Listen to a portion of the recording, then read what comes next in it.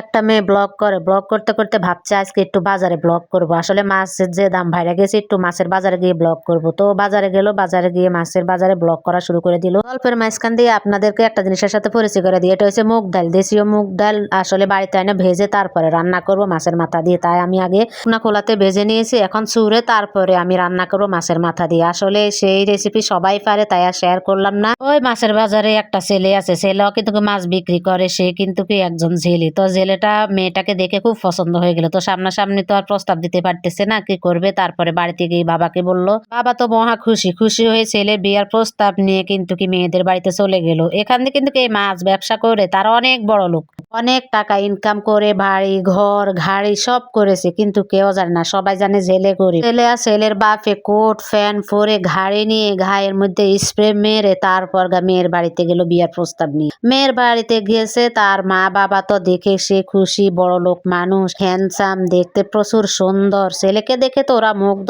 পছন্দ হয়ে গেল। এখন বিয়ার দিন তারিখ ঠিক করবে, মেয়েও এমন টাইমে বাড়িতে চলে আসলো। তো মেয়ের মা বাবা কিন্তু কি জানে না যে ছেলে মাছ ব্যবসা করে, মানে মাছ বিক্রি করে জেলে। তো মেয়েটা হঠাৎ চলে আসলো, এসে ছেলেটাকে দেখে তো সেই অবাক, দেখে অবাক হয়ে গেছে। তুমি আমার বাড়িতে কি করতেছ? বলতেছে কেন? কয়ে তুই কি ওকে চিনিস? মানে মেয়ের মা জিজ্ঞেস করতেছে যে ওকে তুমি চিন? হ্যাঁ চিনি তো, ও একজন মাছ বিক্রেতা, মাছের ব্যবসা করে জেলে। কি বলছো? ও তো না কোটিপতি ব্যবসায়ী, বড় এক ব্যবসায়ী, বাড়ি গাড়ি সব আছে, তোমার জন্য তো বিয়ের প্রস্তাব নিয়ে এসেছে। কি বলছো? এই ছেলেকে আমি বিয়ে করব?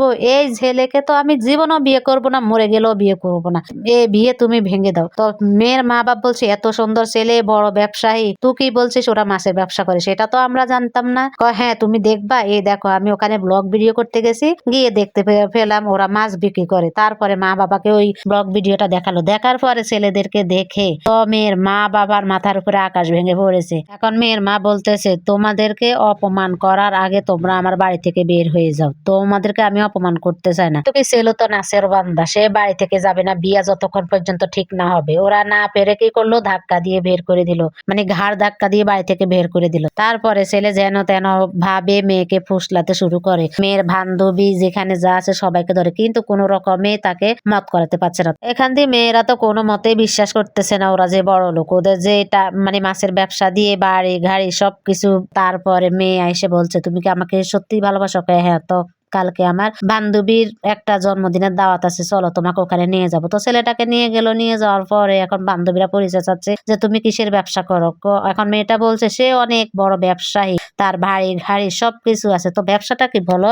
বলতেছে ও তো বলতে পারবে না লজ্জাতে, ওই মাছের ব্যবসা করে। মানে একটা ছোট করে কথা বল, তোমার পরিচয় দাও, তোমার পরিচয় দাও। তুমি দিচ্ছ না কেন? লজ্জা পাচ্ছ? তাহলে আমি দিই। তো বলে মেয়েটা পরিচয় দিল। দেওয়ার পরে এখন বান্ধবীরা বলে উঠলো, কিরে তোর মাছ কিনতে হবে না, তোর জামাই তোকে নদী থেকে মাছ ধরবে আর খাওয়াবে, কি সুন্দর ব্যবসা না?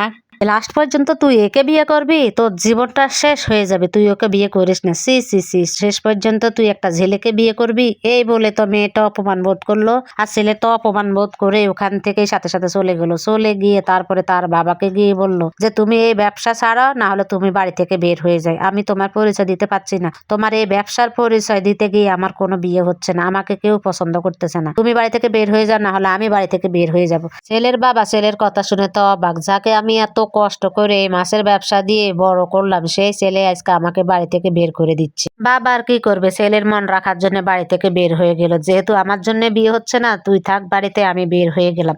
তারপরে বাবা না খেয়ে না দে রাস্তায় রাস্তায় দিন কাটাতেছে, রাত কাটাতেছে।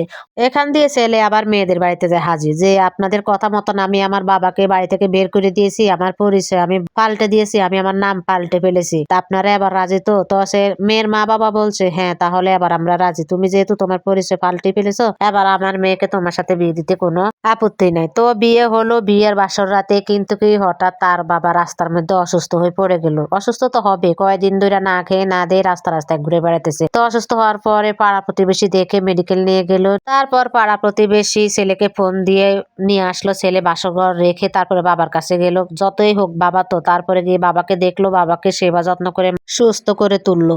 তারপর ছেলের ভুল বুঝতে পারলো, মনে মনে ভাবছে আমার জন্য আমার বাবা অসুস্থ হয়ে গেছে, আমার এই বিয়ের কোনো দরকার নাই, ভাবছে আবার মেয়েকে ডিভোর্স দিবে। আসলে গল্পটা অনেক বড়, বলতে গেলেও অনেকটাই বড় হয়ে যাবে ভিডিও। তো এখানে বোঝানো হচ্ছে যে আমরা কোনো কাজকেই ছোট করে দেখবো না, সব কাজেই সমান। চুরি ডাকাতি তো করে তো আর খাওয়া হচ্ছে না। এখানে যদি মেথড না থাকতো, টয়লেট পরিষ্কার করতে আমাদেরকেই লাগতো, কোট প্যান্ট পরে টয়লেট পরিষ্কার করতে হতো। আর জেলে যদি না থাকতো তাহলে আমাদেরকে মাছ ধরে খেতে হতো। তো সব কাজেই সমান, সব কাজে তো হয় মানুষের পরিস্থিতির চাপে যে যে কাজ পারে সেই কাজই করে। তো ভিডিওটা এ পর্যন্তই। আল্লাহ হাফেজ।